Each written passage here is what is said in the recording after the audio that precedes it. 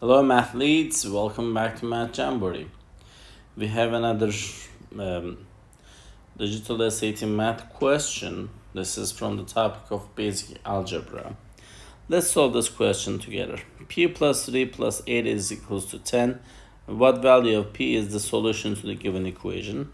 It's a pretty easy question. If you will just take away 8 from both sides, P plus 3 will be equal to 2, so that you can just take away 3 again from both sides.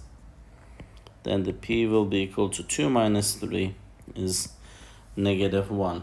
If two numbers different, I would like to just a little bit talk about this. If two numbers, they don't have a same sign, like 2 and negative 3, you subtract number and the least number from the greatest. 3 minus 2 is 1.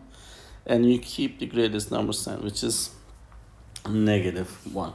In this case, the right choice will be A for this specific question. So I hope you found this video helpful. If you did, please give it a thumbs up. If you have questions or comments, you can always leave it below there. Thank you and see you next time. Bye-bye.